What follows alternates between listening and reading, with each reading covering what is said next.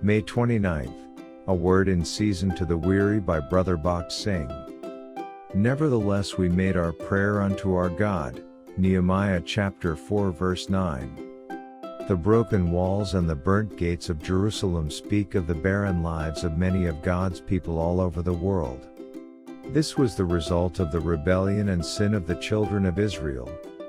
Even these days, we can see much barrenness among God's people on account of their sin and disobedience to God. But the God of grace has always used a remnant to bring new life among His people so that they may enjoy His salvation fully. God used Nehemiah and his co-workers to rebuild the broken walls and the burnt gates of Jerusalem. Those who wanted to obey God and become a part of this remnant had to be prepared for any kind of opposition, ridicule or mockery, just as Nehemiah and his helpers had to face and overcome much opposition and persecution. Sanballat was the chief mocker and persecutor, chapter 4 verse 1. He had another companion by name Tobiah, verse 3. These men Sanballat and Tobiah were the most powerful and influential men of the place. We as God's servants will also face opposition from the powerful and influential people. Sanballat and Tobiah could have used their high position to the advantage of building the wall of Jerusalem, but on the contrary they used their privileged position to hinder God's work and become enemies to His servants. Paul says in Philippians chapter 2 verse 21, "For all seek their own."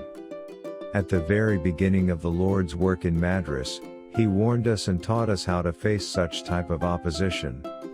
So before we moved into Jehovah Shammah in Madras, Chennai, a few of us were burdened to pray all night.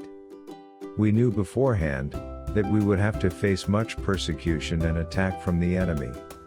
At the same time we knew that unless we prayed with perseverance we would not be able to stand the opposition.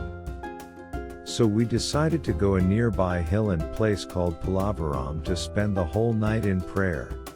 When we went there, we found the place was full of scorpions and centipedes. After spending some time with the Word of God we started to pray. These scorpions and centipedes were attracted by the bright Petromax lights which we had taken with us. We went on killing them as we saw them approaching. It was an unusual experience, because on the one hand we were praying the whole night and on the other hand we were killing the scorpions and the centipedes. Early in the morning we could see the sun rising on the city of Madras. Then the Lord spoke to us in a clear and open way that we would have to face such bitter opposition and persecution from people that it would be as painful and poisonous as the stings of the scorpions and centipedes.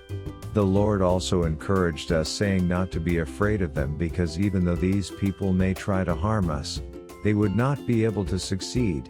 For as we were able to overcome the scorpions and centipedes, so we will also be able to overcome those who will persecute and oppose us. What the Lord spoke through the scorpions and centipedes turned out to be true, as was experienced in the years that followed. So our going to prayer perseveringly proved a great help and encouragement. We cannot overcome the enemy by our own wisdom, cleverness, talents, gifts, or by our own strength and power.